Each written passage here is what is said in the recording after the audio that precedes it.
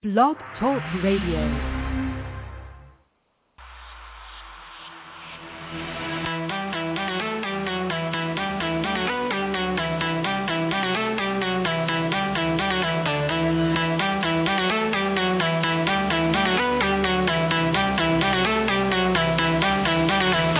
Welcome to the Earth Experience with Kalina Angell.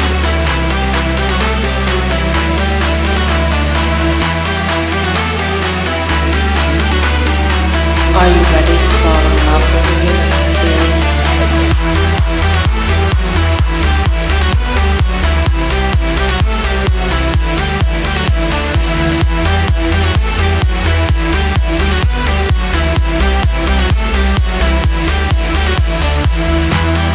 Are you aware of the divine soul that you are and why it is that you came here to have the Earth experience?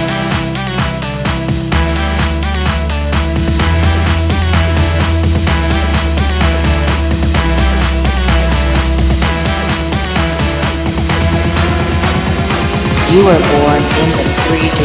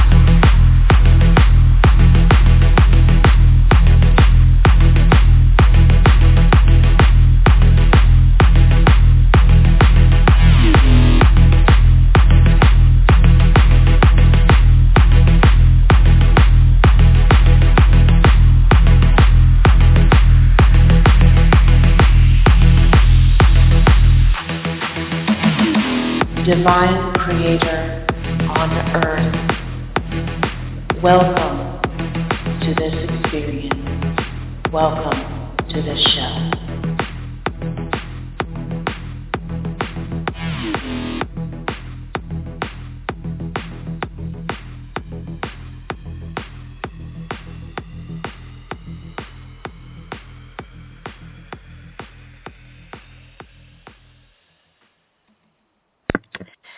Good evening, everyone. This is Kalina Angell, and you are listening to the Earth Experience. I would like to first say, give my apologies for last week. I was feeling ill, and we got a late start to repeating our previous show, which was about who are we without our masks. And tonight I am feeling much, much better, recovering from allergies and whatnot. And we are going to be talking about human empowerment and also everything reptilian and how these subjects interplay with our experiences in our Earth experiences. Tonight we're going to have the same guest we had, the lovely Rob Gauthier, who also happens to be the love of my life. And he also channels TReb Bor yit-NE, a.k.a. TReb, who is a benevolent reptilian hybrid humanoid. And he's going to give us some extra insights into how the human experience, our empowerment, history of reptilians, the truth of how we are impacted by these various reptilian entities.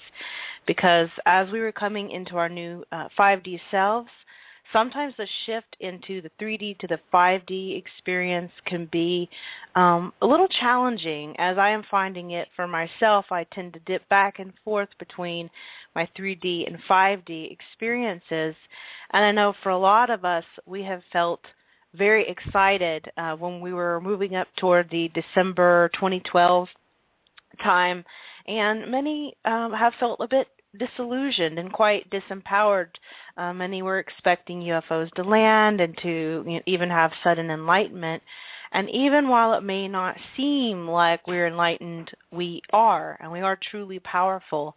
And sometimes we go through these feelings or illusions of being disempowered when in fact we truly are. And so right now, a lot of times we're finding that our beliefs that we held on to very dearly are being challenged, and they're mirroring back to us. And sometimes we feel disempowered when certain examples of things, certain experiences mirror back to us what we are going through.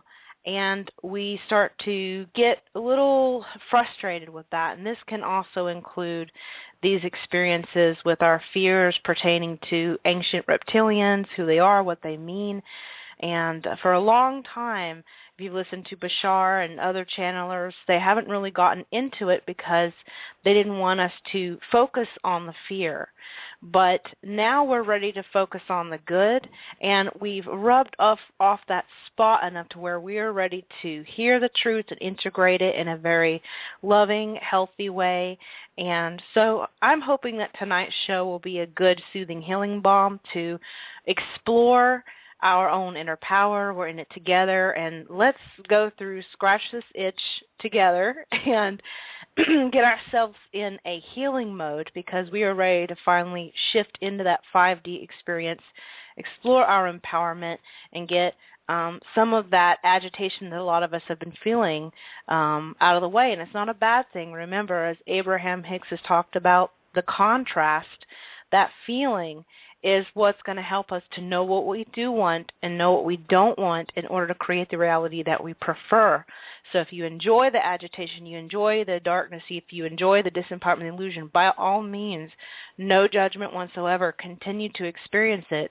If you are ready to jump into something higher, an experience where you are purposefully co-creating your reality regardless of whatever entities may be around, no matter what type of reptilian, no matter what type of person, no matter whatever entity it is, and you want to learn how to, we're going to explore that together, because that is where we're moving. And if you just like moving back and forth, you can do that too. What I'm going to do now is I'm going to go ahead and bring in our very special guest and love of my life, Rob Gauthier, who is the channeler of TReb Bor, yit-NE, and he also is the owner and creator of the Enlightenment Evolution Network. So he's the one who thought up all these great ideas for his show called the Enlightenment Evolution Hour, and we have many, many great radio shows to choose from now since then. So Rob, are you there? I'm here, baby. How are you? I am very good. As you can tell, I'm getting better. Hopefully my throat is sounding a little less scratchy this week than last week. It sounds gorgeous like always, baby. Oh, thank you, baby. Maybe have that sexy, raspy kind of sound. Oh, so, absolutely ecstatic to be here, baby. Thank you for having me on. Oh, thank you for being here in our wonderful home. You travel far to do it. Absolutely. So, yeah, we have, as you know, a lot of ground to cover, and the first thing I want to focus on is the human empowerment. But before I get into that, actually, I want, since we're probably going to be having some new listeners come on, and by the way, if any of you are listening to the link right now and you want to call in and talk to TReb later, or me and Rob, you can call 347-308-8788. Again, that's 347-308-8788. And if you have a question, just dial 1 on your phone at any time, and it'll put you on hold. So, Rob, my question to you is, for those who haven't heard of TReb Bor, yit-NE before, especially those that might be a little concerned, what is this reptilian entity you're talking to? Could you give us a little introduction to TReb and who he is, so they get an idea of who we're going to be talking to later? Absolutely, baby. TReb Bor yit-NE is an entity who resides in the fifth density. He is from the star system that we call Capella. Capella is a 4-star star system, unlike our own sun, which has 1 star. In that star system, there's 2 large stars that are about 10 times bigger than our suns, and then there's 2 tiny red dwarfs. He lives on the largest of the 2 red dwarfs. That's his physical location. That's who he is. Now, a little bit about him and his race. He comes from a race that was affectionately dubbed the Yit, from mine and Jefferson Biscardier's first book that we did together called Benevolent Human Reptilian Hybrid. And this book is the embodiment of all things Treb and his race. So if you ever want to check it out, it's a free download on TRebChanneling.com. But to get into a little deeper about who he is, like I said, the race is called the Yit. That's something Jefferson playfully dubbed their race as. The name that's broken up, each syllable means something different, and Yit happens to be the planet that they live on. Out of TReb Bor yit-NE, the part of Yit is where the planet is. And basically, these entities are reptilian hybrid humans. And what that means is that there was a second density, which is an animal being that looks a lot like our Komodo dragon, but more so like the Permian era big lizard before the dinosaurs came to be in power and to be the dominant species on the Earth. I cannot remember the name of this thing, but it was an entity that was looked like a Komodo dragon on steroids, and that was the entity that lived on that planet. So this race of future humans, or I guess better described as probable future humans, came and they lived on a star called Nihal.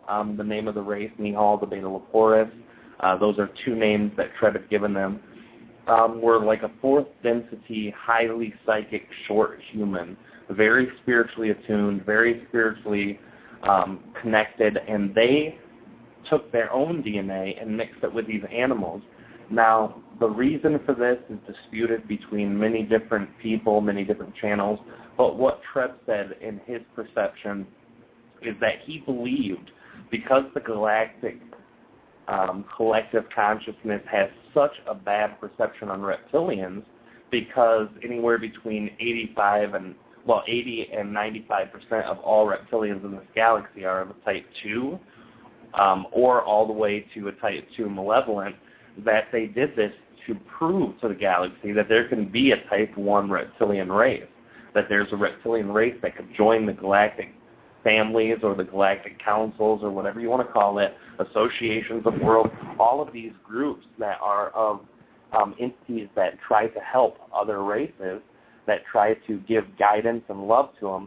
And they made this race, and they cultivated this race. They grew up with each one of these race members. The Nihal were almost like fathers and mothers to them. They nurtured them, gave them information and love, and helped them grow into the beautiful race that they are now. I channel Treb, so I connect to them in a trance state, and I'm working on conscious channeling now. But the communications that I've had with Treb have been so wonderful, because it's ripped off that old stereotypical Band-Aid that people have placed on what reptilians are and how their energy is, and shows that not all of anything is one way. Reptilians can be loving, good, connected entities. Oh, wonderful. And you said that Treb is from what density and dimension? Well, in his definition, it would be 5th density, which is also the 5th dimension. But densities are a very difficult thing. There are so many definitions out. Yeah. Yeah, so he's from, at least the way I've been defining it on the show, is moving from 3rd dimensional to 5th dimensional beings. He would be a full-fledged 5D being moving into the 6th, correct? He is a 5th density being going into the 6th density, but in his perception, 4th dimensional, 5th dimensional, 6th, or 4th, 5th, and 6th density are all considered 5th dimensional in his perception. Nice. Well, and they're able to create a little bit more instantaneously than we're used to, correct? They are masters of manifestation. Like, that whole density is about instant manifestation, and they've gotten to the point where when they desire something, if it's not within their system, it will instantaneously manifest in front of them. They've gotten that good at it. Wonderful. So they are very much aware of their own empowerment. So we're going to be talking about that with humans. But I wanted to also know two things. Just a quick bit of information, how you met TReb and why we feel he's a good source to listen to tonight pertaining to our topics.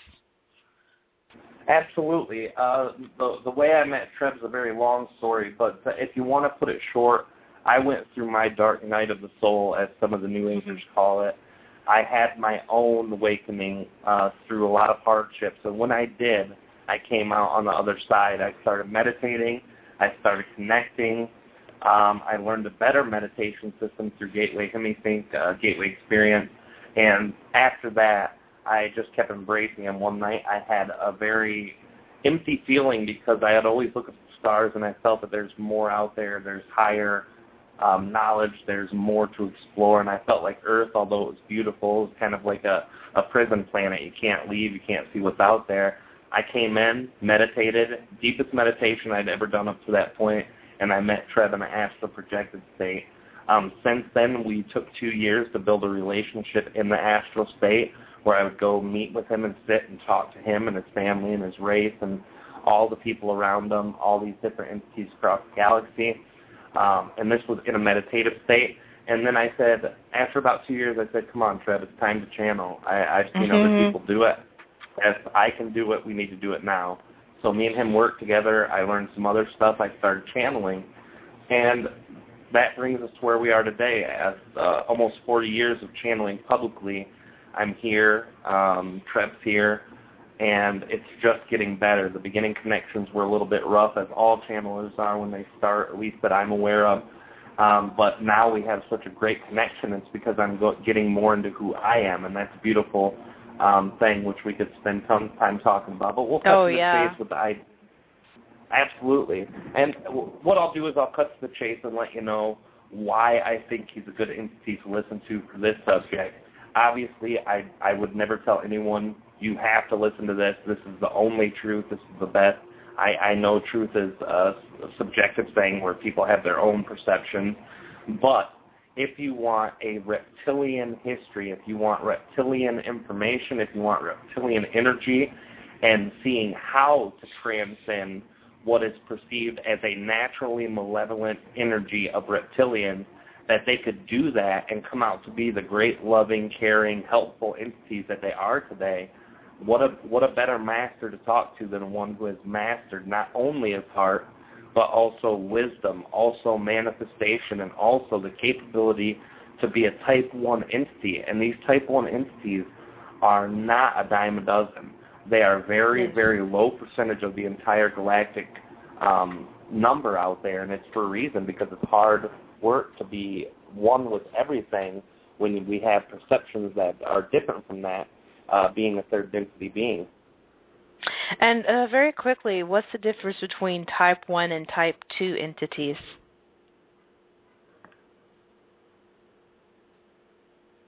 Hello, are you there? Yeah, I'm sorry. I hit the mute button, but I couldn't get it unmuted. Sorry. That's okay. Basically, I appreciate your patience. Thank you. A Type 1 entity, this entity is one that will never stand in the free will of another entity. They know that they're a part of one. They know that they're a part of the Creator. They know that every entity that surrounds them is also a part of one, therefore an extension of themselves. They always look above them for inspiration and below them for distribution of their own information and love to help the ones that are less consciousness, while a Type 2 is the opposite. Now, Type 2s have a huge spectrum. They can be malevolent or they could be very loving and nice, but they still have a few of the qualities that would place them in Type 2, most of those being that they're willing to step on the will of other entities. Right. I'll give a great example of a loving type 2. Think of it as you're a mom. Mom knows best, right? You don't want your kids to fall down and skid their knee, whereas a type 1 a type 1 being will literally let you have your own experience, see you as a fully empowered being, know that from the highest level to your oversoul all the way down to your fractal that you absolutely chose that moment. Of course, that would be hard for us because mom, from this perspective, wants to pick up a child and, clean off the knee. So there's always that fine line. Even a type 1 can look a little sadistic in a type 2's eyes. They're like, wait a minute, these entities are having a war and they're being taken advantage of. Let's go in, why don't we go up in and help them because they're being tortured, whereas once you get up to a certain point as a type 1, they see it from a completely different vantage point, and they don't judge whatever it is we want to create. And there's nothing wrong with being a type 1 or a type 2, whatever range of type 2 you want to experience, from the ancient reptilian aliens who can be perceived as very evil, very dark, and all the way up to very loving beings. There are beings, as I understand it, who are making sure that our planet basically doesn't explode with the kind of technology that we have. They try to deactivate all kinds of weaponry. They work with the climate, keeping the climate in control, from what I have been told. And in some ways you can kind of see them as helpful pals, or you can see them as interfering. It's all, of course, in how we perceive it, but ultimately it's all a game, because at least from my own belief system, we are one. We are basically together. We are ultimately God, as how I see it. And again, everybody has their own feelings on it. And we have fractalized ourselves into oversouls and fractals to have our own experiences. And to me, it's about becoming awake in the dream, almost like lucid dreaming, and creating our own realities within that, and realizing and navigating that we really can do that, because we are aspects of the one, but we get this wonderful opportunity to explore it with our own flavor that we get to put out to the world in this particular life. Absolutely. I couldn't have said it any better. That was beautiful. I see the differences with type 1s and type 2s, and a lot of people look down on the type 2s. A lot of people look down on the type 1s, but you're right, it's all perception, and all of them are valid and have great experiences to offer the rest of the galaxy. Yes. Well, one thing I want to do is, when we bring in TReb in a few minutes, I would like to have him give a little bit of the history, the human history, from what he knows, because as you know, depending on who you speak to, what reality you're in, what your belief systems are, there are various timelines and realities. So I'm going to try to get TReb to explain that a little bit more deeply. And then also the reptilian history, how they overlap, and then also the human empowerment, because we're kind of seen as a unique species. There's something particularly intriguing about humans and the DNA and the kind of emotional bodies even that we carry, the kind of experiences that we have is very interesting compared to a lot of other entities. I won't say more special than another, because every entity has its own special flavor, if you will, again, to experience. That's what we do, is we go and we find different ways to expand and experience life. But the Earth experience is certainly it's been getting a lot of attention lately, and I know there are a lot of entities that are very excited because this quarantine, as we know, it's pretty much been getting lifted, and we're able to notice that we're able to connect with entities a little bit more deeply. There are a lot more channelers, such as yourself, popping up out of the woodworks, and we're all going through these changes and connecting. So, Rob, what is your idea of human empowerment? Well, the first thing that TReb really pounded into my head when I first started talking to him was the idea that we create our own reality. I know that's very basic for people who study metaphysics or who study New Age, whatever label you want to throw on it, people who study channeling. But that is the most important aspect of self-empowerment. But after that, you really have to look at how we create our reality. So many people create this set of circumstances or what they perceive as circumstances that are just absolutely hard to deal with. They put up roadblocks in front of themselves all the time, and then they fall into that victim consciousness, and then they say, what is this? Why is everyone trying to do this to me? Why is no one letting me be me? Why are these people not allowing me to have my experience? And the first thing that we know about creating our own experience is that that's not true. It's not true at all. It's baloney. And the reason that we create those circumstances is because we have bad beliefs. So when we look at self-empowerment, we really have to look at our own creative skills, our own skills of being master creators in our limited realities that we create. We create this, and then we complain why it's so hard. But in all reality, it's very important.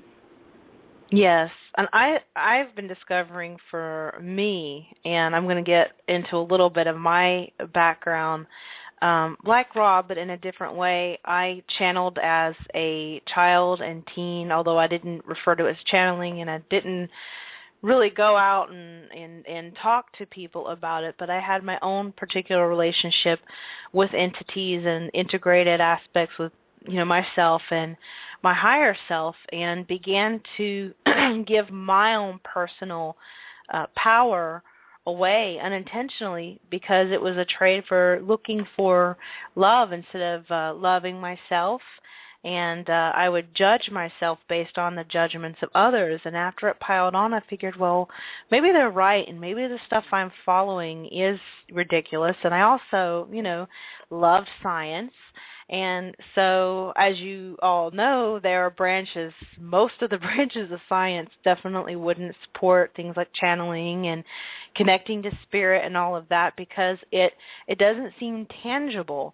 But to me, it was very tangible, but within my heart. And so I had put my heart before my head and before my mind. And now I am reopening back to that because what happened is I began to put my head before my heart. I even went off to college and, got these ideas in my head of how I needed to be.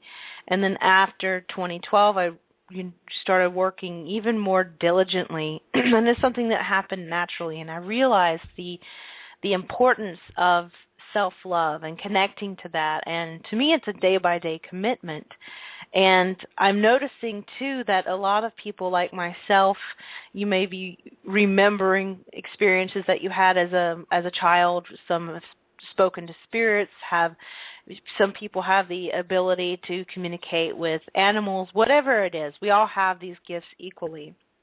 And no one has one more than the other because we have other aspects of ourselves, our higher selves, for instance. TReb is a future version of TReb, if he wants. That's why TReb used to say future probable self, and that is if that particular fractal of Rob decided at some point that he wanted to experience being TReb because it's part of his oversoul, then he can. And I know that might sound complex, but the point is as we are reawakening to the love within ourselves, we are noticing these entities coming to us, and the truth is they've always been there because they are us, and this is a very exciting time. It's what I call a sweet spot of awakening, but sometimes it can feel uncomfortable. Sometimes it can feel like almost painful, really. We can have experiences, symptoms of illness. We can feel like, oh my gosh, everything's crashing down around me and I must be getting messed with some reptilians or, but that, again, is a reflection of what's going on in us. So what we're doing is we're weeding out what we don't want to create in a reality and replacing with what we do. And so as we begin to open up and follow our hearts and love ourselves truly, in our hearts is where we're going to find where where the empowerment lies. And sometimes it can be a little bit shy starting there because we've been told, oh, that's just so airy-fairy and that's fluffy. And, it's important to realize that it is not the light, fluffy stuff. Going within and realizing, allowing ourselves, giving ourselves permission to love ourselves unconditionally, no matter what it is, no matter what you've done. Why judge it? It's an experience for whatever reason you needed to create at that moment. We've all done it lifetime to lifetime. We've done beautiful things, wonderful things. We've all also done things that we perceived as hurtful.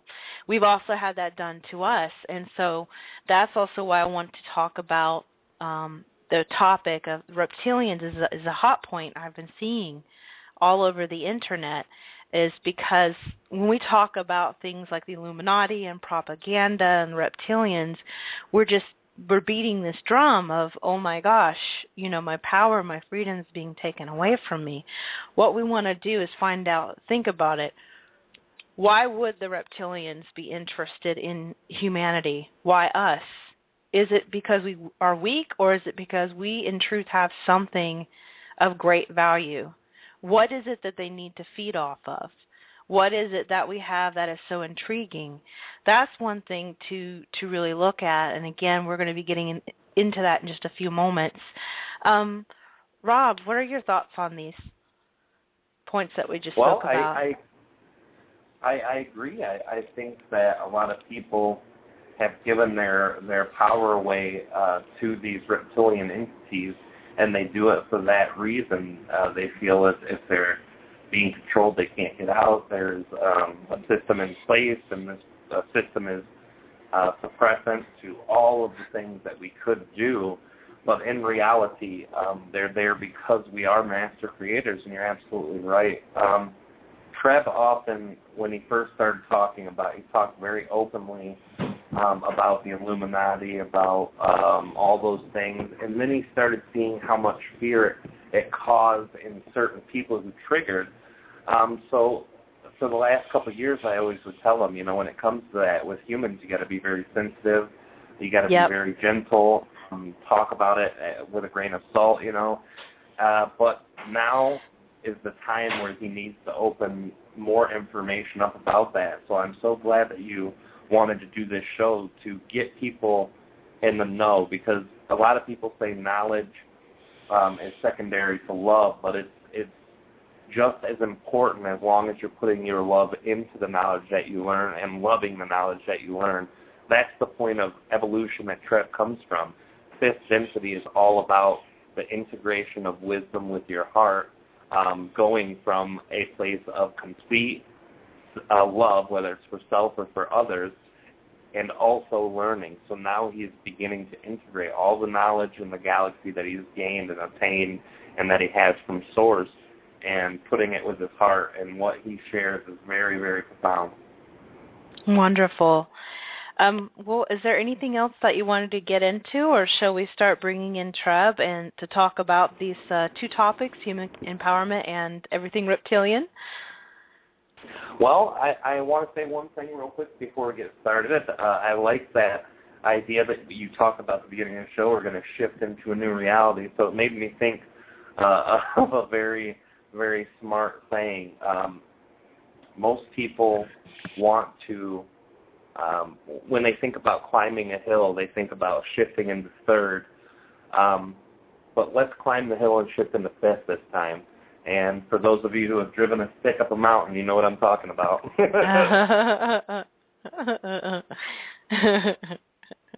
Or sometimes it feels like you're also trying to be the backseat driver, if you will, that we feel a need to try and control everything around us, and then maybe we'll have a sense of power. And you're truly in a time where you can do that, and I know that might seem confusing for many listening, how and why, when there's so many different wills involved, so many different people, and that's because overlapping, there's so many different versions of reality. From moment to moment, we are literally jumping. And so there's a version of myself in this moment that's not doing a radio show. There's one that is, and it's not just about choices, it's about literally creating that reality, and they all are overlapping and they all are happening, and it's about jumping into the reality that you choose. Just like that, there's a reality where Rob is having his show right now, on Friday nights for whatever reason. It's infinite because there's always the possibility that reality probability is there, if that makes sense to you, Rob. Did I explain it in a way that makes sense?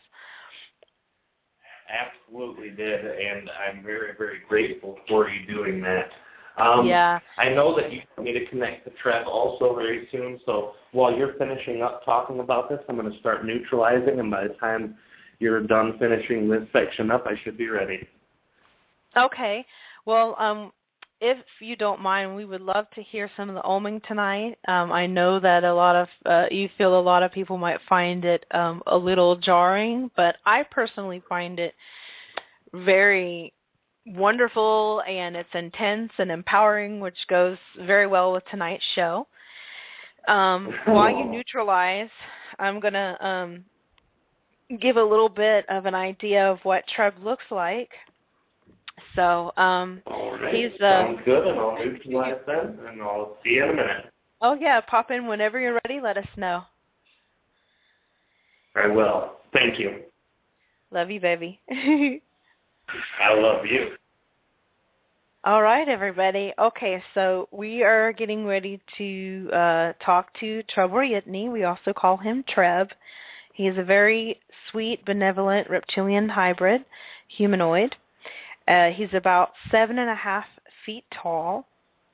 He is blue-green in color. He has scales that are smooth to the touch.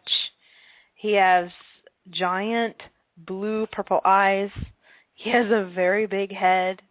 He has sharp teeth, but not quite as scary as you'd think, but still, holy cow, they're sharp compared to human teeth.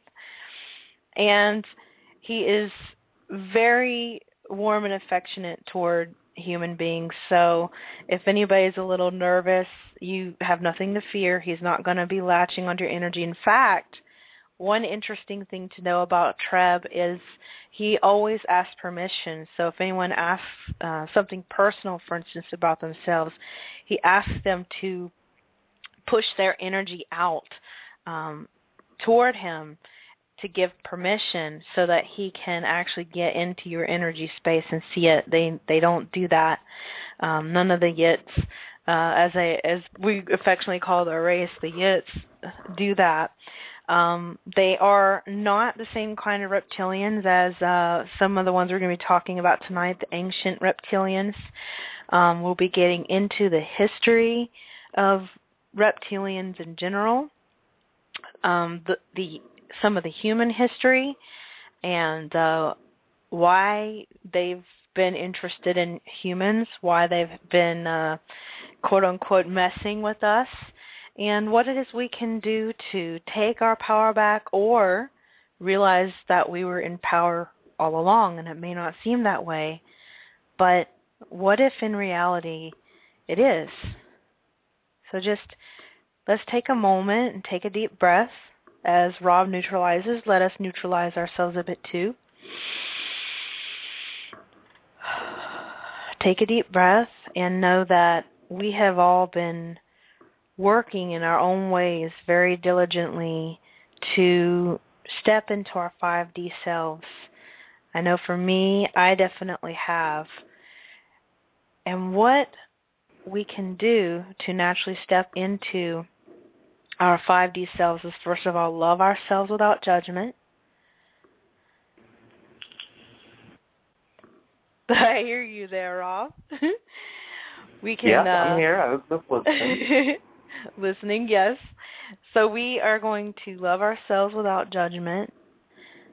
And we're going to stop making excuses for why we're not great, because we have been told from the time we were little children that we need to do this and we need to do that in order to be accepted, to be loved, to be appreciated. And even if you do something that's perceived perfectly right, one person will approve and the other person will not. So you might as well just find out who your authentic self is and live in that and joy unapologetically. This life is about you. Many of us coming in, I know for me, I recently came in from an Arcturian family, and I felt a lot of pressure and a lot of responsibility that I needed to come here and give a message and do this and do that. And I found out, if I'm having the Earth experience, or any experience really, but this in particular, it's about you. This really is about you. And it's funny how we're always told the world does not revolve around us. Okay, maybe the world doesn't revolve around you, but your world revolves around you because you're creating the world and the reality that you're living in. So it's time for us to let go of the old belief that we are not holding the world that we're creating. Your world revolves around you. That doesn't mean that you have to be insensitive to others, but realize you can let go of being insensitive to yourself. Let go of the idea that you're bad or wrong, or even that you're good, and you have to constantly feel like you have to prove it to yourself and others, or to do this action or that action. Oh, I'm bad because I ate a chocolate ice cream today, or whatever it is. It can be anything. So I feel like that's why I chose the word empowerment instead of power, because empowerment has to do with power within oneself. You don't have to try to take power, which is what a lot of the reptilians have tried to do. They try to take power. Why? Because they don't feel empowered. So without further ado, I think we've got Rob on the cusp of getting TReb pulled in. Are you nice and neutralized now, Rob? Awesome. I am nice and neutralized, sunshine. Just that. I love you very much, and I am very grateful to be here. And thank you all the callers, too. Any callers who will be calling in, I don't have the number in front of me to give them if they wanted to call in again. Yes, I'm going to give them a call right now. The number's 347-308-8788. We've got plenty of room to get calls for TReb, so if anybody's hesitating, don't feel hesitant. It doesn't just have to be TReb questions. It can be just in general, or any comments that you want to make, because I know that this is a very hot topic. You can also go on my Facebook. I'll take a look if you're a little shy and you want to message me. It's Kalina Angell, Kalina Angell. And I will check both my mailboxes. So if you're not on my friend list, definitely send me a message with your question if you're feeling like you want to make it a little bit more private to you, because I do know that this can be a bit of a sensitive topic for some people. Again, that's Kalina Angell. Are you there, Rob? Yep, I'm here. I had to switch headphones and I missed the last sentence. Oh, I'm sorry. Yeah, whatever we can do. I'm ready whenever you are. Yes, we are more than ready, and we are ready to enjoy your oming and get TReb in. And by the way, whenever Rob is channeling TReb, he astrally projects and has a visit with TReb, just to let you know. So Rob doesn't always remember, whenever he's channeling TReb, because he's having his own time with TReb. So that's another fun thing that we 5Ds are going to be learning in time, is being able to be in more more than one place at once in our different consciousnesses. Absolutely, wonderful, and I am very grateful to be on tonight to talk about this very important subject. And I wanted to let you all know, too, that TReb is non-judgmental. He does not care what you are, who you are, what your past is, what your future looks like. All he cares about is your caring about whatever it is that you're excited about. And he'll reflect that back. So when I'm oming, like Kalina said earlier, you guys can om with me at home. You close your eyes, breathe in your nose, out your mouth, and whatever your energy is what it'll reflect back to you when you ask your question. So thank you very much, Kalina, and I am ready if you are. Awesome, and I wanted to say one more time for, I see some callers coming in. If you want to ask TReb or Rob or I a question later on, please press 1, and we'll definitely get you into the question queue. And Rob, I will not be oming with you guys tonight because I'm a little raspy, still recovering. So without further ado, let's bring in TReb. And I love you, Rob, and say hi to TReb over there. Oh, okay. All right, can you hear me? I can hear you. All right, good. I just wanted to make sure. I thought I didn't hit mute again. All right, thank you. I love you too, sweetheart, and I love you too, will see sweetie. you guys on the other side. All right. Have fun, and we'll see you guys again on the other side. See you on the other side.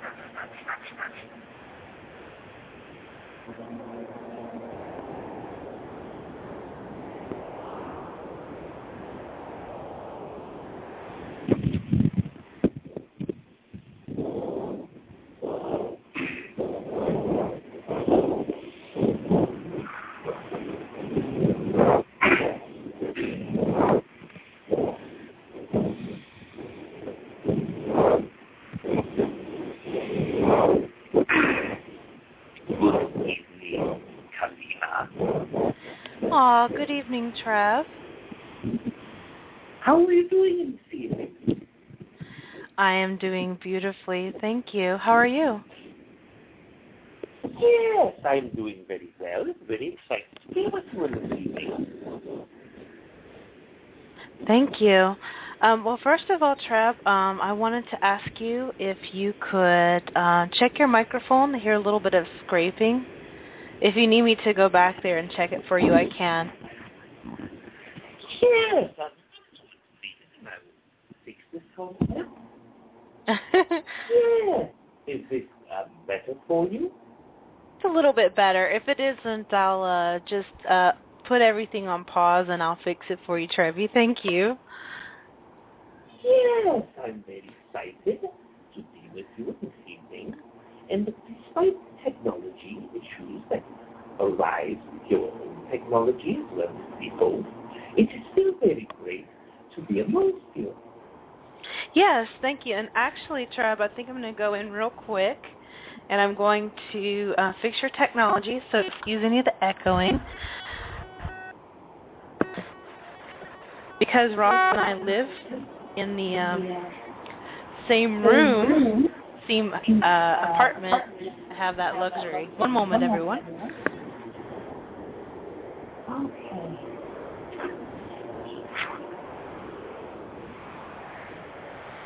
Testing.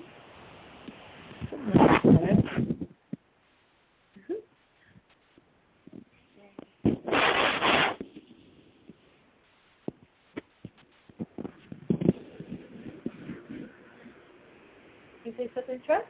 Yes. This is good. Concept here? Yeah, I think this might be a little better. Just speak loud and proud, Trev.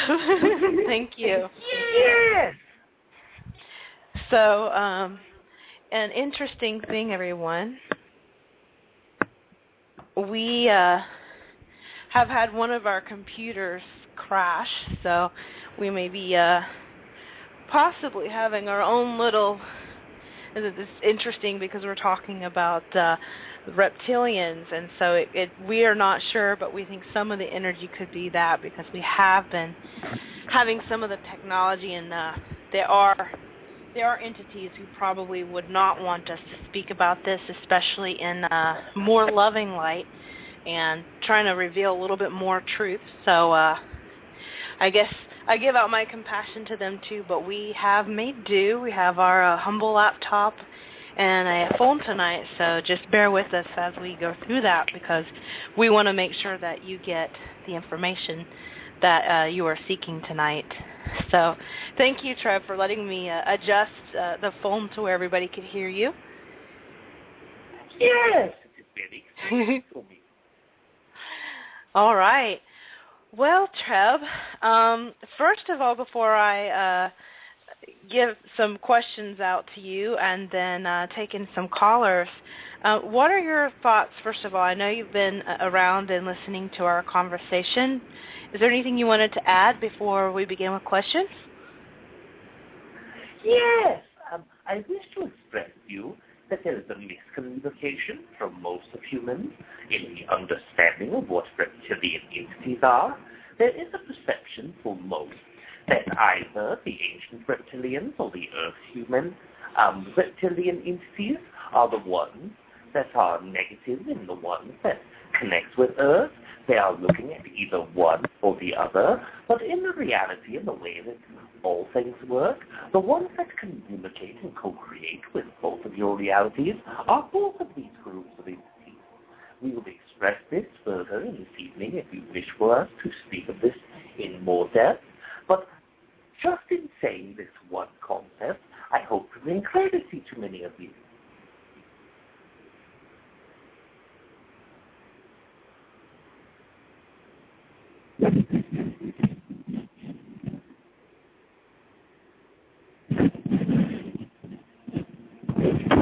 Hello? Hello, can you hear me? Yes! It's the voice I was looking for. Yes, I was talking on mute. I was pulling a Rob, so to speak. He's usually the one that he does that. Now I'm doing it too. Yes, so I definitely want us to talk more about these ideas more in depth tonight because I know that for a long while it was better for us to, as a collective, not to mull over it too much, and it still I think is best not to too much. But we're also curious about, our lineage as humans, and then the reptilian lineage, and how is it they're always kind of crossing over. And it occurred to me the other night that if some of these, for instance, ancient reptilians that people are concerned about, in the Dracos, for instance, there must be something very powerful about humans that they're looking for, and they would lead us to want us to believe that we're in fact not powerful, but we must have something that they feel we can offer to them. Likewise, as you said, there must be on some level we felt that they can offer to us by having this experience. So I definitely want to get into that later as well. But could you maybe give us some history into the various reptilians, especially the ones pertaining to our human experiences, and also some of the human history? Yes! Let us start first with the ancient reptilians, as these entities are the oldest living entities in this galaxy at this time. There are many entities who in spirit or in non-physical are much, much older than these entities, but in the way of physical living and breathing entities, as you would perceive, first through sixth density entities, these are the very oldest. There are many first density entities that are predating the ancient reptilians, but in your own human perception, nothing that is below second density is living. So we use these terms very delicately for your own understanding, that if you look at second to sixth density, the ancient reptilians are by far the oldest entities in the galaxy. These entities' origin is not well understood by none of the entities that look into these ideas within the galaxy, even though there are archives of information per each galaxy in ways that separate concepts, whether it be crystal manifestation archives, or whether it is written material or recorded material through crystals in a data sense, as your computers would have. None of the archives of the galaxy history can pinpoint the exact location that these entities come from. Let us express that we do know that they were brought in here through another matrix within this galaxy, and this information can be very difficult for humanity to understand because they are not truly aware of the way that the galaxy and the way that the physical universe is truly created. So let us express in the most simple terms the concept that most of you would see to be dimensions. This is literally a parallel existence that is on top of another, such as 12 matrices that are each stacked in the same time in the same space, but separated dimensionally very slightly. And in these 12 matrices, there is small differences from one to the next, or very large differences. But all of these have, for the majority's sake, the same planets, the same stars, the same universal structure with galaxies and galaxy clusters, if you will. So they are pretty much the concept of all of these carbon copies, 12 of them in a row, separated by spatial differential. And if you look at it in this way, they come from a separate matrices. For most people with communicative skills or ideas, the easiest way to express this is they would come from a parallel existence. So as they come from a parallel universe in your own perception, but in our own explanative, a separate matrices, they come through energetically. They have learned and mastered that idea. The universe or matrices that they came from was not conducive of being able to keep themselves continuing through incarnation cycle energetically. So then they move to this specific matrix, which is very right for the energy that they have. It is very right for the energy of co-creation and continuation of their cycle. So as they come into our own specific matrix of this galaxy, they begin to connect to many races, and specifically our own galaxy, as this was the parallel galaxy to their own. And as they begin to establish their own race within this galaxy, they come to a planet that most of you would know as Alpha Draconius. This is the very first and most brightest star within the dragon constellation, or the Draco's dragon constellation. And this is why they are known to be, or dubbed, if you will, the Alpha Draco. As these entities begin to stretch out, they begin to see that their physical bodies were not capable of reproducing specific cellular levels because the chemical that was from their own home planet was not present specifically in it. So they begin to integrate their own DNA, as they are master DNA manipulators, into the second entities that were reptilian in this planet. So as they inhabit this Alpha Draconian planet, they begin to interact by mixing with the race, and they begin to do so to such a high degree that within several hundred thousands of years, they begin to be not able to distinguish one from the other. So you would not be able to tell a true Alpha Draconian entity, the one that comes from the planet in this matrix, from the original ancient reptilian. So when it is referred, the Alpha Draconian, in our own perception, this is specifically the original entities that inhabited the planet, that where DNA was matched, and they became the ancient reptilian DNA plan, if you will, or the DNA networking, if you will. And as it correlates to the ancient reptilians who come from the separate matrix, they are all now one race. They are all connected and all similar.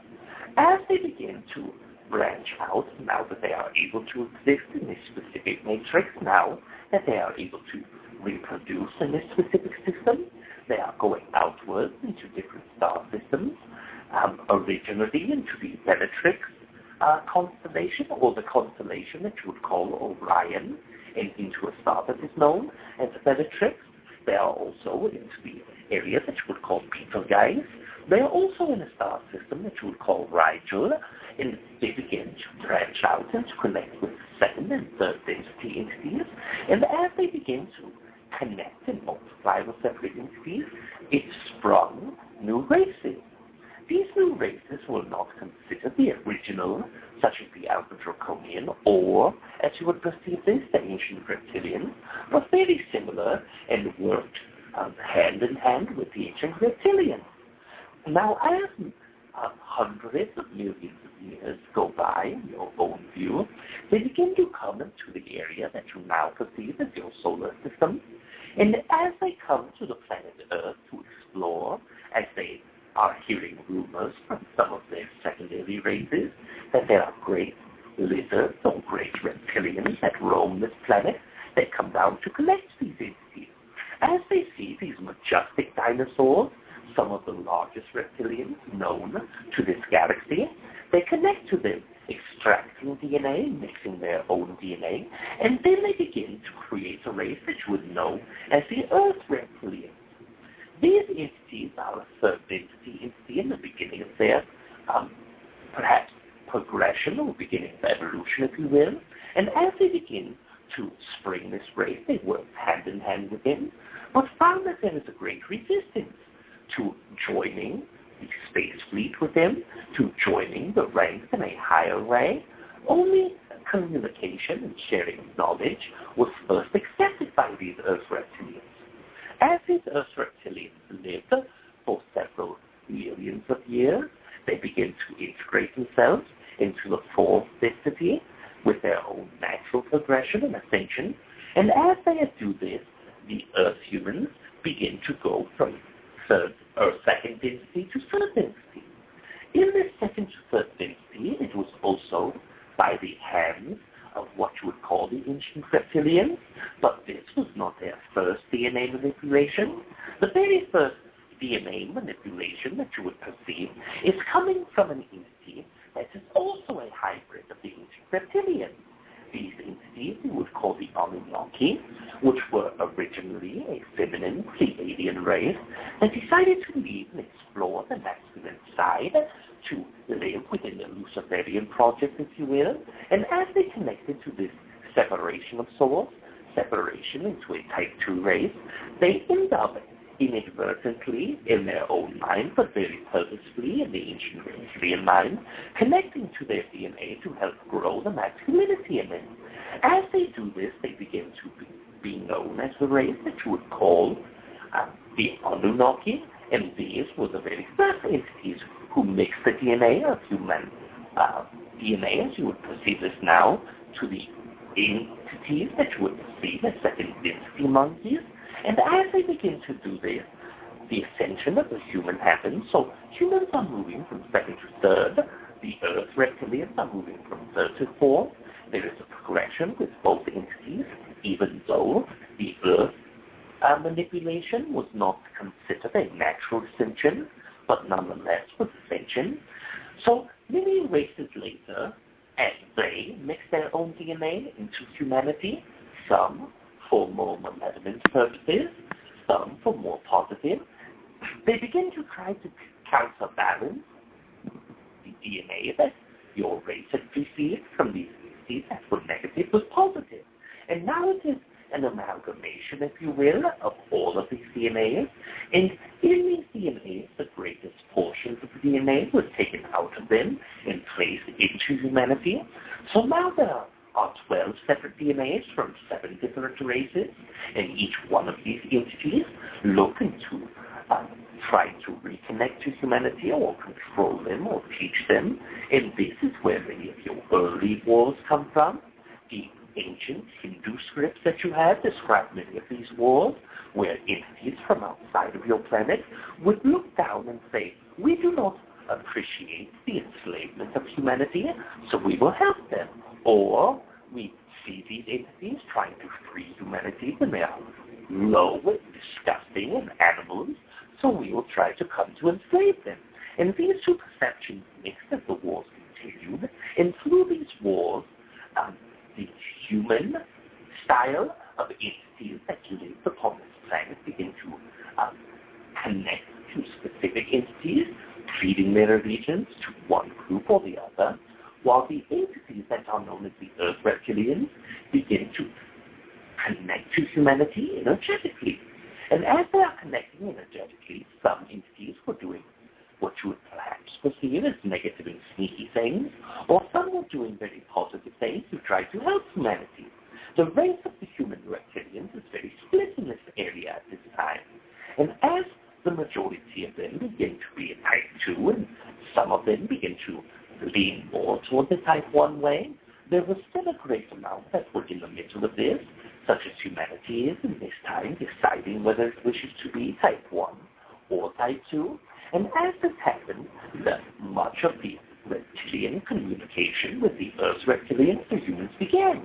Many entities channel these entities, many entities take history and connect to ideas from this and begin to learn. I know that there is a time constraint within your own perception, so let us cut to the chase, if you will, if this is the expression that is correct. After yes, many, thank you. Yes. After many of the years in your own perception, the idea that Earth humans begin to be in an area of evolution that you are more familiar with, the one that history of your books reflect, as they begin to come into this area, the ancient reptilians come back to connect them. Even though the ancient reptilians understood the capability of humanity to become very large and energetic souls, they did not see it happen until they began to come down to interact with them. In the area that you would call approximately 3000 BC in your own historic time, this is when the ancient reptilians came back to connect, because they see that even though an Earth human who is not aware of themselves, who is not connected, can be very docile in your own eyes, or not very expressive in their own intent and wish and desire to be free, are still very large power sources. And as these entities of the ancient reptilians would look at humans, they would perceive them as such. This is a power source. So they begin to manipulate specific governmental ideas, religious ideas, so that it would be easy to have fear installed into humanity. Because this system that I expressed of them not being able to leave, and a specific incarnation cycle, not being able to stay in the matrix that they were within, This is all reflective of the energy that was no longer available to them in their matrix. It was an energy of fear. So as the fear is given to humans, or as the collective begins to integrate with misunderstandings and very easily triggered fear, this is an energy the ancient reptilians can use physically to be able to keep themselves in an incarnation cycle and not have to return to a non-physical state. Yes, thank you, Treb. That's a big part. That's a big part of my question with the ancient reptilians in particular. You had told me that they had gotten up, if I remember correctly, up to a 6th density level, and after that point, you kind of become more aware of oneness, and they didn't like that. They wanted to stay disconnected. Am I correct? Yes, they know, because of the knowledge that they have had, because of their amount of time in a physical reality, they knew that once they were done with their cycle, with their evolution, that they must return to source. And the idea that they would have their identities removed, that they would have their own energy taken away from them and put into a collective. Of course, this is not the truth, but in their own perception it is, that they would no longer be who they were, and this frightened them very greatly. Yes, so the truth is the fear is within them, and they're looking for entities to mirror back that fear to feed upon so they can stay in that disconnected state. Am I correct? Yes, this is very precise and very very perceptive of you, as many humans cannot see the mechanism that creates this. And so the reality is, while some of us humans are fearing that our worlds could be crumbling apart, the truth is if we connect within ourselves and go up the evolutionary process and realize our power, it's in fact their worlds, their realities that they feel are coming into destruction. Is this true too? Yes, this again is very perceptive. It is the idea that if humanity leaves a fearful state, they will always be able to move to another race. But humanity has been such a very great gift to the ancient reptilians as the collective consciousness of the entire planet. If you look at consciousness per volume as a standard measurement, Earth is one of the greatest size collective consciousnesses in the galaxy. The ones that are perhaps larger than Earth are ones who have not only very large populations, but also within a 6th density level and are not easily manipulated, not easily stricken fear into them. And without the ability to strike fear into these great-sized consciousness entities, they are not able to reproduce that trigger mechanism. Right, so then they'll have to either go up the scale or go elsewhere and find other entities who are willing to co-create this reality. Yes! Let us assure you that with our understanding of their perceptions, with our understanding of co-creating with them, the majority of the ancient reptilians, if Earth decides in one moment that they do not wish to co-create with them, it will happen. This is your planet and your reality and your choice to co-create with whomever you wish to. But the moment that Earth collective separates this cord from the ancient reptilians, they will not ascend to the 7th density unless there is perhaps a change in the perception of them. But if the idea and probability and history all represents one concept, is that this perception will not change. And the probability of them moving to another matrix or moving to another galaxy is within the 99.9% area. Wow. And I wanted to share a little something about myself very quickly that you had told me that surprised me very much because I had been working on that feeling of responsibility that I have with Earth, and I've been in various incarnations. Some people refer to them as star seeds. I just kind of refer to myself as someone that just kind of bounces around.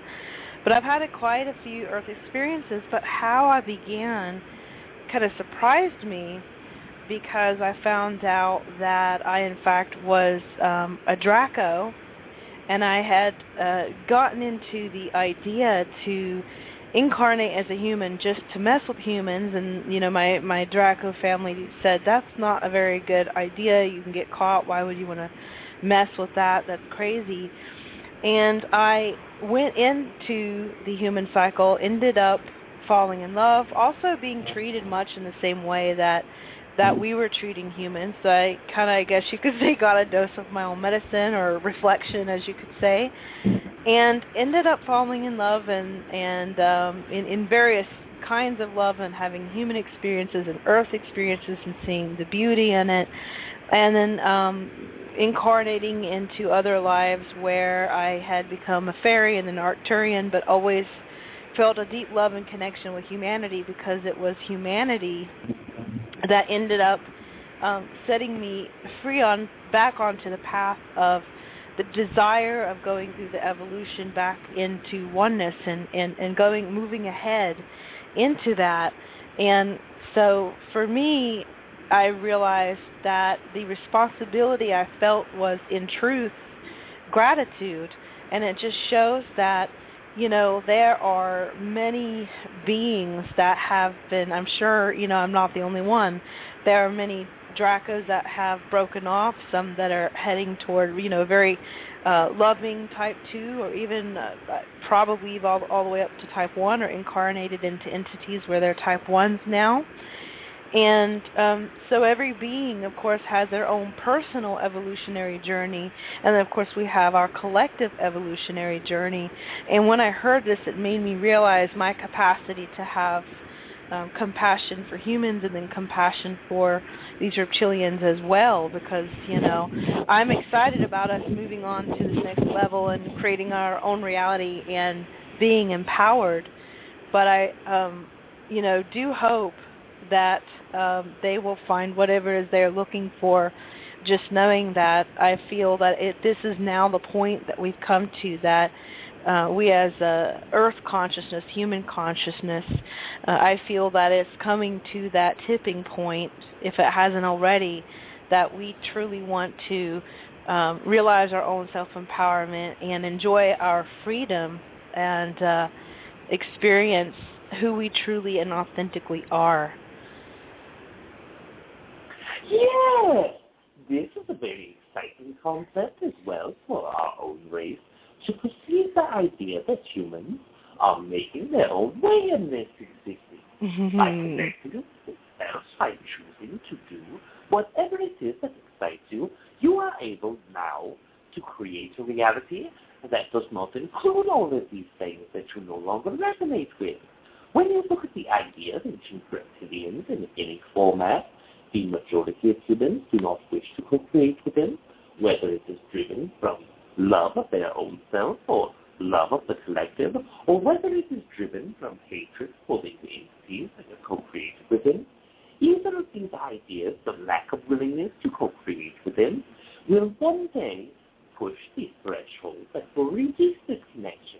And if you wish to do this, all you must do is focus upon your own excitement, upon your own co-creation, and understand that co-creation with any group or any race or any entity first starts with creating happiness for your own experience. Yes. Thank you, TReb. Yes, thank you. Was there anything else that you wanted to add before we begin taking callers? I wish to express to you that within your own perceptions and reflections, the mechanism, the reason that I have expressed that this is such a great concept is that when you look at the idea of what it is that triggers the ancient Reptilians, many of them only look at the behaviorism, the belief systems, and the perpetuating of malevolency through these entities and through this group. But when you understand the behavior from the it can give higher and is more conducive to connecting with one's own self.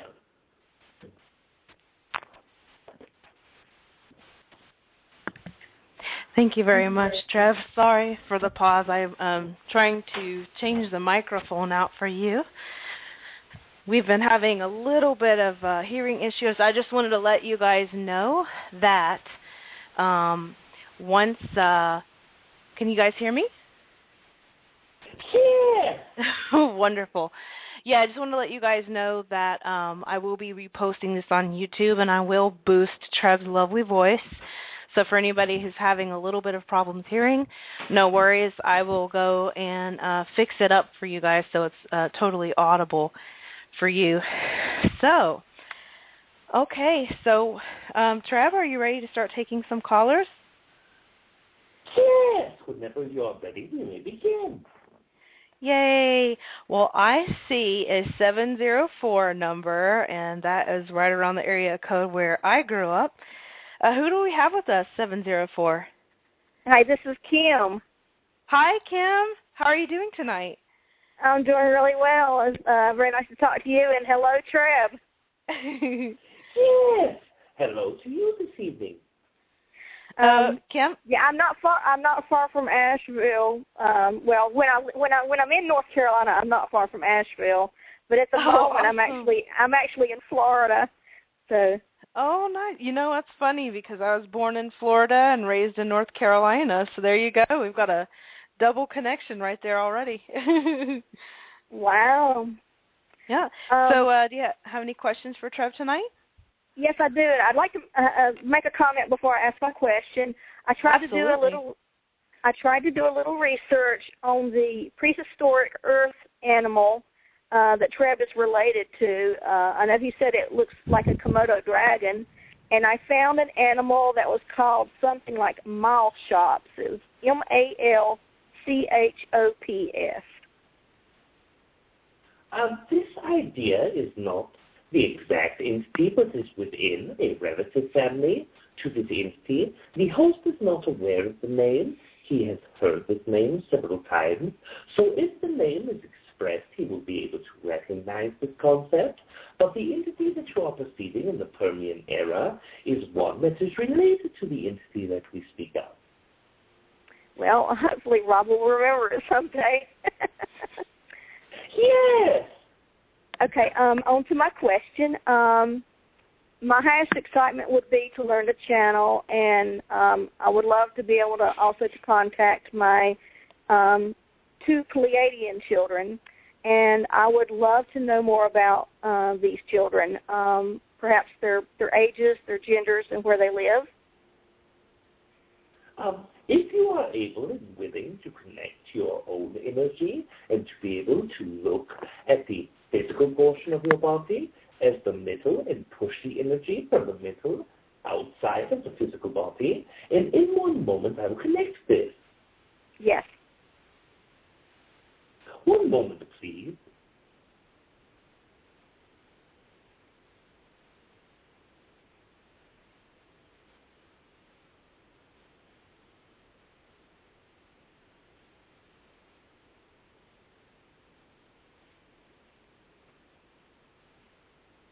Yes. Let us express that within these 2 entities that you speak of, there is an energetic link, but in this moment, the link is a less intense nature, so there is very little that I am able to perceive within this connection. I am able to experience that there is several hybrid children that you have that are not of a Pleiadian nature as well, if you are aware of this concept. But in these 2 Pleiadian children, they are both a feminine energy, even though this does not mean that they are female. Many of the Pleiadian races are feminine by default, if you will. And in this connection, there are 2 of them, and their ages are very young, prospectively to their own race, prospectively to their own connection. And as they connect you, they are doing this very frequently.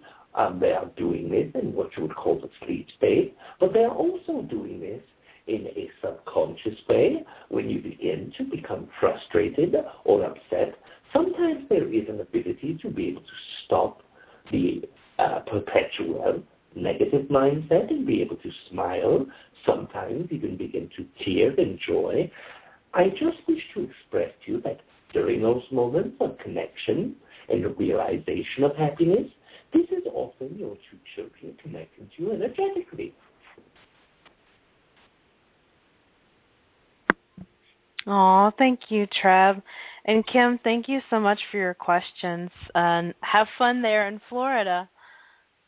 And okay, Yes. I am going to move on to our next caller, which is a 626 area code. Who do we have with us this evening, 626? Hi, Kalina. It's Sharon McCormick. Hi, Sharon. Is that better? Are you able to hear Trebby better? Yes, indeed. Thank you. Thank first of all, you. I want to send you and Rob a huge congratulatory hug for your engagement. That's so exciting. Oh, my gosh. Thank you so much. And TReb, I also want to thank you again for connecting me with my hybrid daughter a few months ago, Shay. So that was life-changing. But I also have a question. A lot of people I know are like feeling incredibly exhausted, like the last couple of weeks, I guess. And some of us think it's like cosmic light coming in too fast or faster than we can handle or whatever. And I wondered if you had a perspective. Yes. In this idea, there is a great perspective. As we've expressed previously in the beginning of the year, that this year would be very pivotal in the concepts of energetic change of not only your own evolution of your soul, evolution of consciousness, but also in the physical body.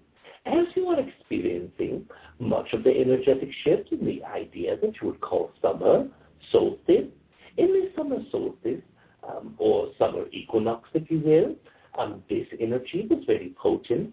And as you were going through this energy, much of the residual energy from your previous cycle was pushing belief systems to the very edge and to the very surface. It made you deal with many problems that you were once facing or that you have buried for long periods of time.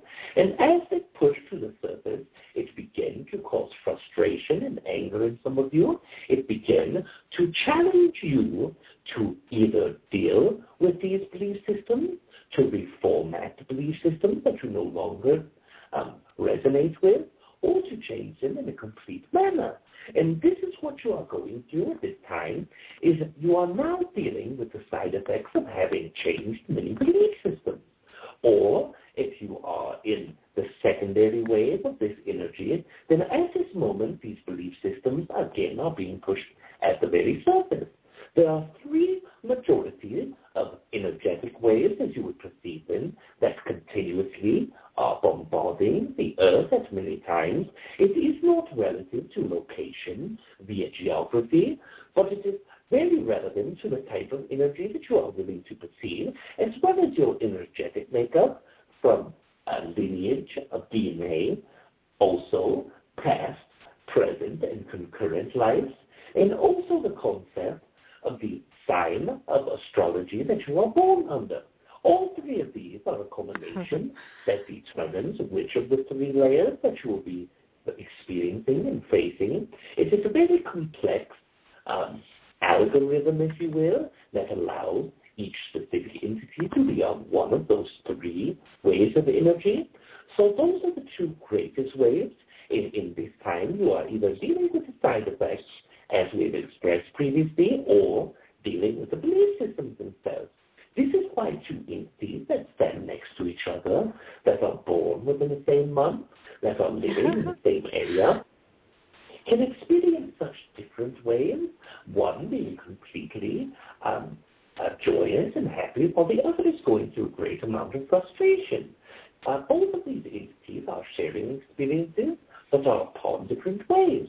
Now, the third wave we will speak of is one that is lesser in the idea of how many entities are being affected by this, but this wave includes the overcoming of both of those second waves.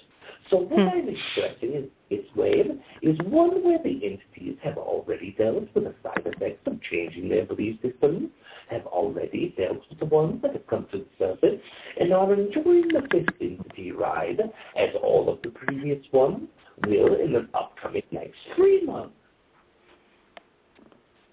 Oh, Treb, thank you so much. Yes, you're very welcome. And Sharon, I just want to say thank you for asking that question, because I still feel that especially pertains to our own human empowerment right now. I know for me, with these changes, and I don't know, maybe part of it's, that I'm a grid worker too, but I pull up all kinds of energy, as we all do. But Rob has been that joyous one, whereas I've been processing it, all these old belief systems that I had to pulling up, and I've been the more frustrated one and dealing with illness and processing that. So I just wanted to say that you're definitely not alone. Were there any other comments you wanted to make in relation to this? No, I've been processing a lot myself, and all positive. So, it's. But yes. When I was exercising today, my arms literally felt like they were lead. It's like, ooh, lift them. But it was. There's so many people who are telling me the same thing that I really thought Treb could shed a little light, and he did. So thank you. Thank you, Kalina. Thank you, Treb. We're all in. We're all in on it together. Yes. Okay. Yeah. Thanks. See y'all later. Thank you so much, Sharon. See you later. Okay. Bye. Bye. All right. That's awesome. Okay. Well, we are going to go to 616. Who do we have with us this evening? Hey, Kalina. It's Michelle. How are you? Hi, Michelle. I'm great. How are you doing? I'm good. I'm a Michigan neighbor of yours, live in Grand Rapids. Woohoo! Oh, awesome. Hi, Treb. Yes, good evening to you. And let us express before the conversation and questions begin that as the number was being expressed in a verbal format, the host, who has been a native of this area for a long time, as this word, the 616, has come through, I express these ideas to him, and he becomes very understanding of this knowledge and expresses this is one of the northern neighbors to us.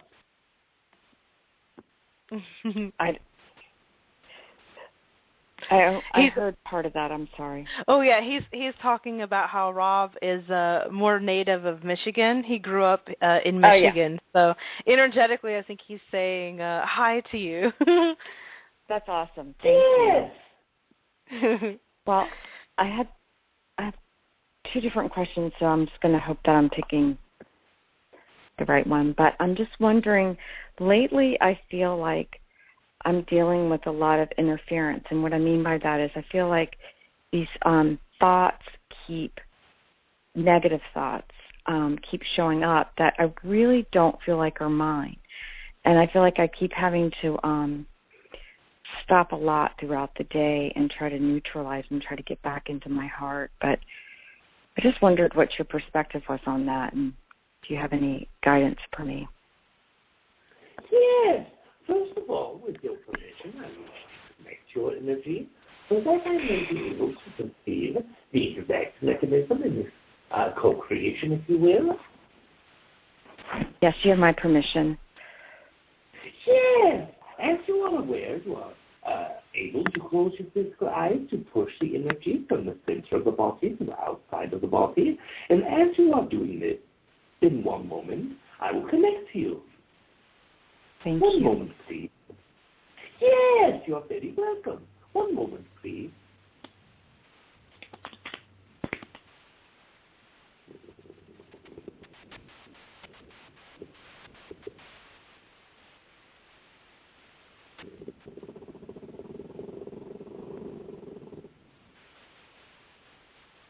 Yes. Let us express that as you are listening to the previous caller, you are hearing the idea that there is 3 waves. In the wave, we have designated 1, the one who must face your belief systems at this time. 2, the ones who are dealing with the physical as well as mental and emotional side effects of having removed, having confronted, or having dealt with all of the old belief systems. Or 3, the ones who have finished all of these and are living in a more expressive and happy and resistance-free existence. You, in this wave, are on number 1, as many belief systems are coming through. And as you perceive this energy, it is not a slower or more negative energy. It is actually very conducive to growth. And as you are perceiving this one specific idea, as the energies are being played within your own system of energetic layout through the chakra areas as well as through your own personal soul, these entities that are within your oversoul, that are connected to you, are always able to perceive the greatest points of pain and concepts, too, that are perhaps more negative in your own perception.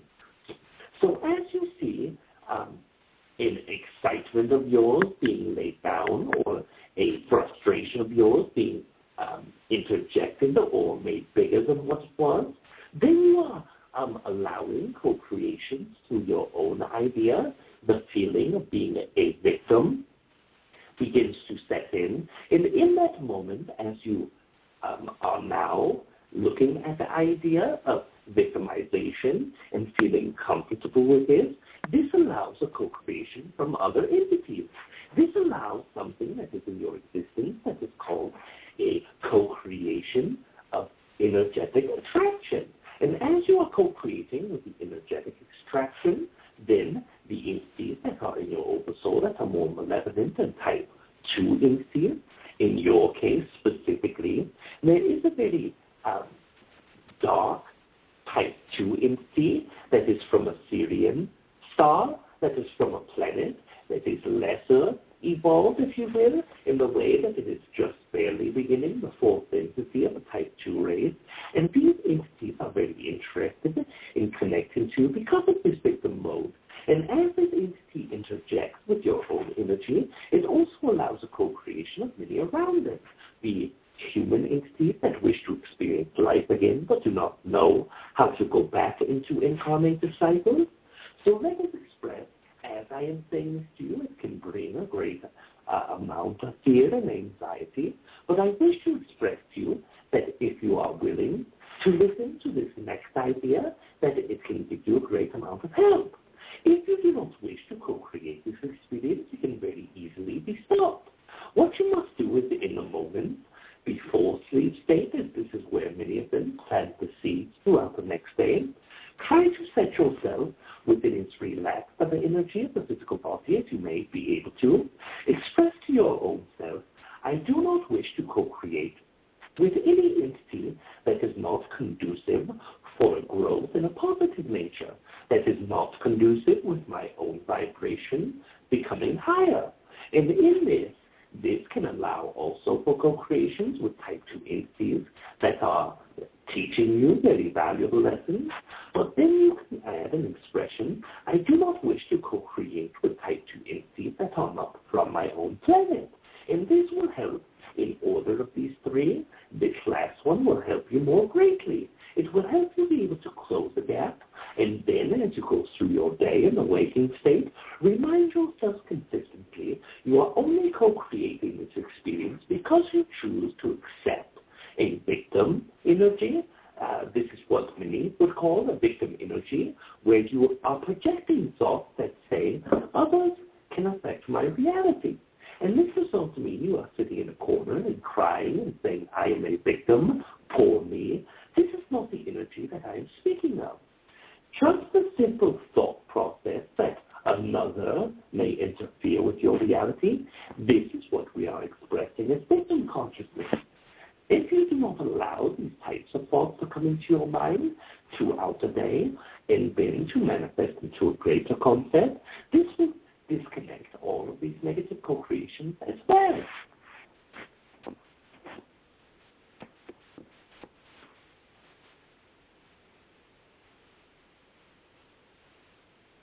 I'm not able to hear the voice. Oh, my apologies. I did it again. I was on mute. I just wanted to say thank you for that. That's a great question. I definitely can relate to that. I had been feeling some issues with, as I had said about, I had come from a Draco family at one point in time before I got into connection with my Earth family and my Arcturian family, and so sometimes how I actually came to know about the Draco side was I had actually had a dream where one of them came in the form of biting the back of my head. He was part human, part reptilian in this dream, and I'd asked TReb. And it had to do with a moment in time where I was feeling low enough to perceive it. Otherwise, they had been trying to get through to communicate their anger at me for going forward with wanting to evolve. And so I know with you, this is also your own situation, moving past that victim consciousness, because I know for me in the early adulthood part of my life up until fairly recently, and even now I'm working with removing those victimhood beliefs, because sometimes even that can be painful when we're extracting these things that were almost embedded a part of our personality and adopting these new beliefs. It can be scary, and it can be scary also for the ego personality self, because it can almost seem drastic, even though it's beautiful and it's happy. But I also experience sometimes, especially when I know in my true self, the truest part of my authentic self, it can feel like, something that's not me, thoughts that don't really belong to me, because things are going well and I know that and I see that. So I feel you on that. I want to say we can probably take, it sounded like you had an extra question. I noticed we have one other caller, 210. If you're wanting to ask a question next, please do dial 1 on your phone, and that'll let me know that you're raising your hand for a question. In the meantime, 616, I'm sorry, what did you say your name was? Michelle. Michelle, I'm sorry, that's right, Michelle. Michigan. Yeah. Michigan. Now I remember Michelle in Michigan. That was an amazing question. I feel this is great. I love that everybody seems to be more interested in the empowerment kind of theme, and even reaching out to their hybrid children tonight. But for you had said you were concerned about asking the right one. So was there another question that you wanted to ask? That was such a great answer. I just really love that answer. But my other question was about the hybrid children. Awesome. TReb told me about a way to get in contact with a hybrid child a few months ago when I asked TReb about a hybrid child. And I do feel like I had that contact during a nighttime experience, except it felt very low vibrational, and like that my body had to be attuned for the meeting, but in that it was almost unbearable for the attunement, it felt like, because it felt really low vibrational, and I was just wondering what TReb's perspective was on that, what that was. Yes. Again, if you are able to close your physical eyes, I was not connecting to this specific portion of the energy which I need to read. So if you are able and willing to do this again, I will connect to this energy. But let us speak previously, before connecting to this next concept, one idea that we did not share previously, that the host mind is expressing should be shared. Any entity that connects to, whether it is in a physical, non-physical, or semi-physical way, that is wishing to overtake your will, to dominate and or manipulate your own consciousness, we have always expressed that even the most powerful in your own eyes, the six entities that would be of a type 2, such as the ancient reptilians, even these that are considered some of the most powerful entities in this universe, cannot harm you, cannot co-create with you, and cannot manipulate you if you are truly aligned with your higher self.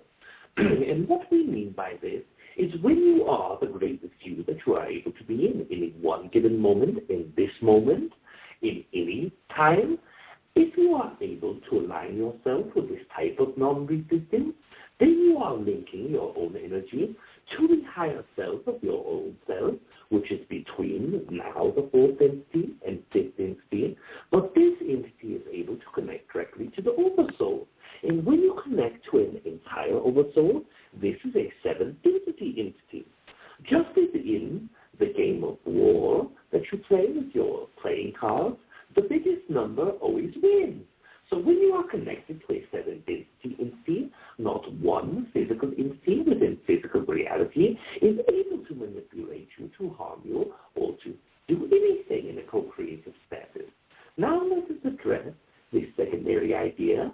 If you are able to push this energy out in one moment, I will connect you. One moment, please.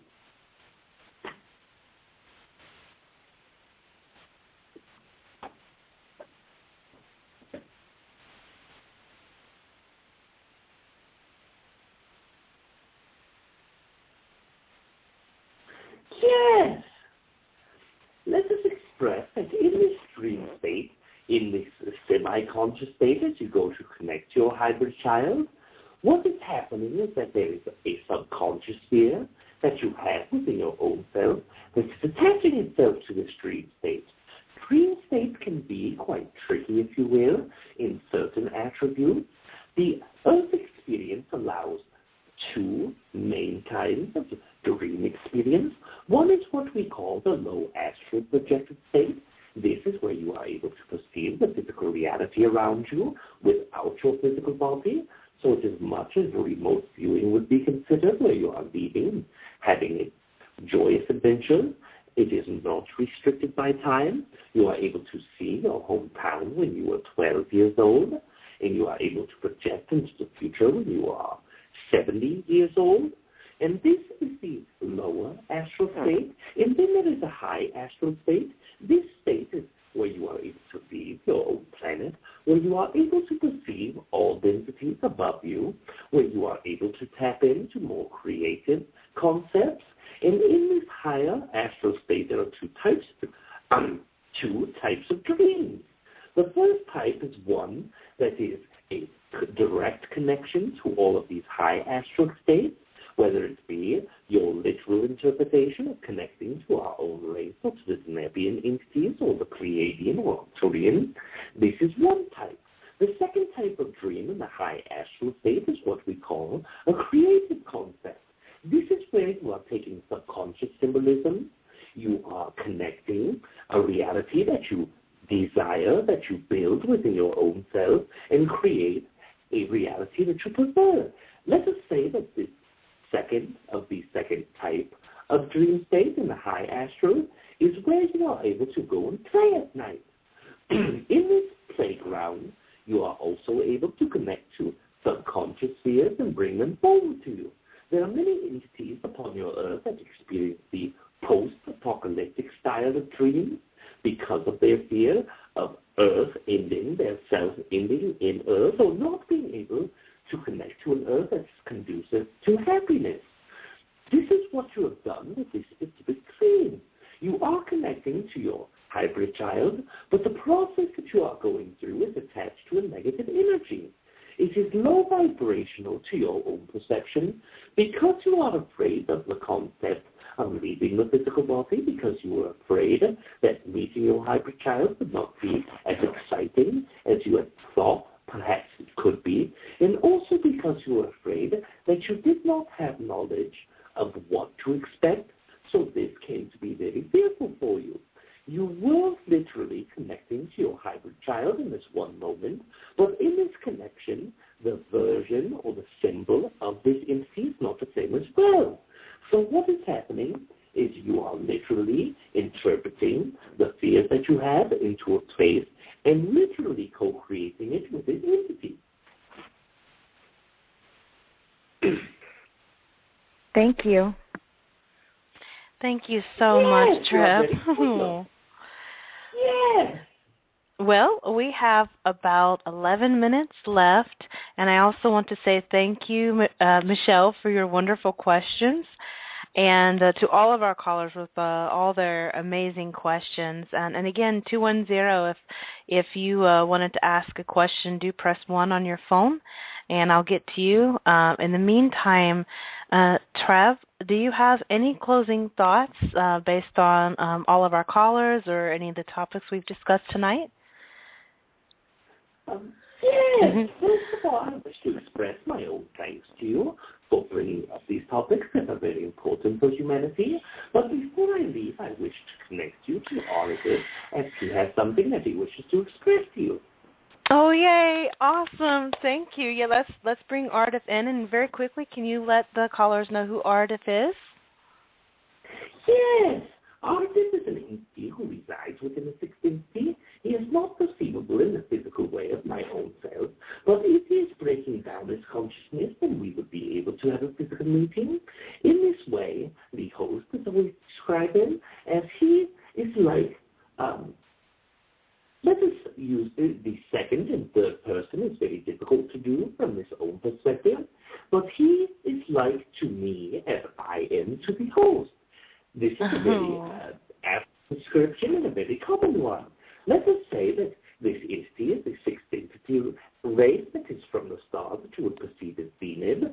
This is why his name that he represents in the Earth consciousness is Ardith, and his race would be called the Demon race. One moment, wonderful. Please, like the next entity. Yes, it is very wonderful as well. One moment, please.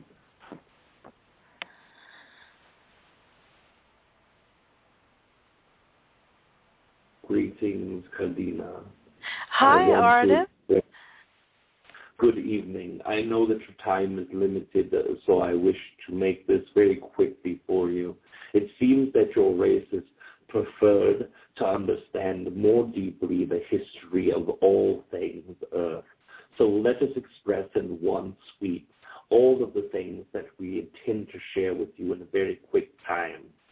Earth history, collective consciousness, in all things, in the integration and building of your solar system collective consciousness, as well as the individual Earth collective consciousness, as well as all of the oversoul collective consciousnesses will be described very soon. Myself and TReb have been speaking, and we wish to share together all of the information of the Earth's history in full with all of you. We will be collaborating with the host as well as you. And if you are willing to give your own energy in a co-creation of this, we think that this can be very helpful, as expressing the human words has not always been the strength of the host. But if we are able to all come together, then the strength of all of us will be greater than any one weakness that the individual perceives that it has. Oh, absolutely. We will definitely. I was already thinking it before you said it. We are more than excited and delighted to work with you and TReb, because I am definitely very curious about Earth's history, because I can feel that it's a very amazing story, and I feel that ultimately it's a story about empowerment and love. Let us say then your itch will be scratched. Thank you very much. Thank for you your so time. much. I will return. Yes, and I will Thank return you, Ardith. now. Much love to you. And much love to you. One moment. Yes. As the entity that is known as Ardith is expressed, this is an excitement for you. So now that your excitement is in a place to be able to manifest, we will co-create this with you. I know that the time is very constricted to your own perception of time, so I will now express to you all. With this being said, we will leave you this evening in love and in light, and we will experience each other all again very soon. Oh, thank you so much, TReb. We love you so much. Yes, and we love you as well. Good night. Good night.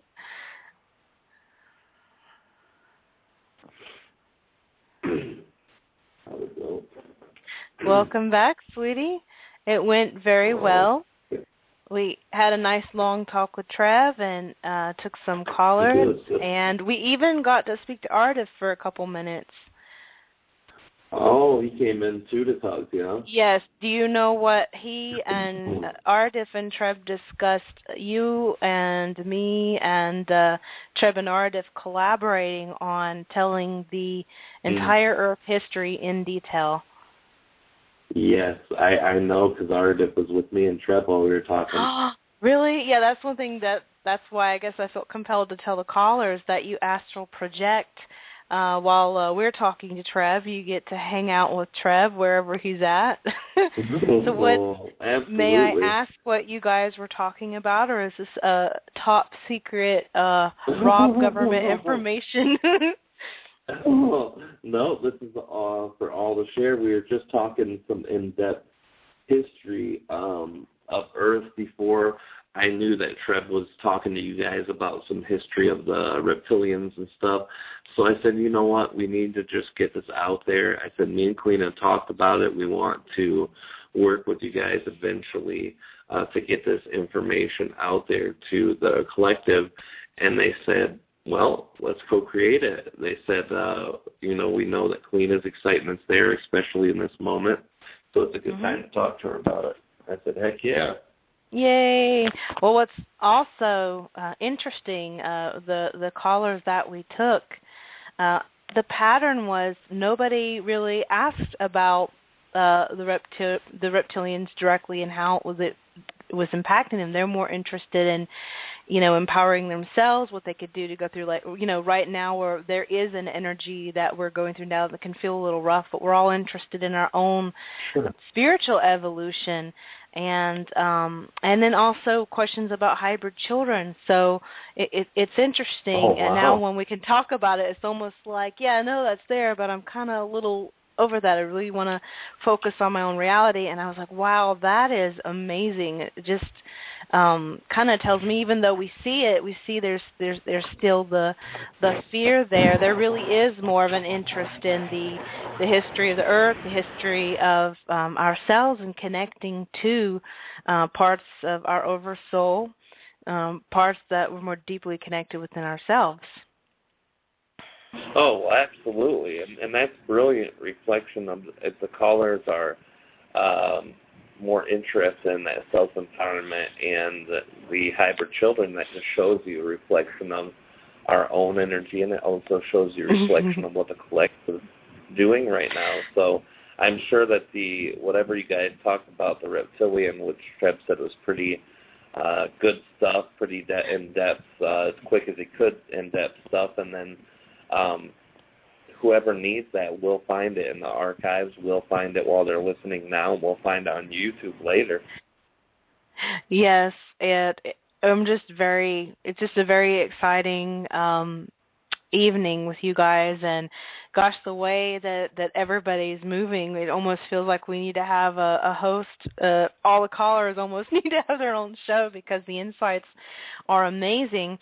And speaking of which, we did have a little bit of a technical issue with one of the computers, and so because we don't have a printer as of yet, we were not able to print out all the wonderful shows that we have. We have announcements that we'd like to bring up to you guys. We have a show for every day of the week. We even have Enlightenment Evolution Network too.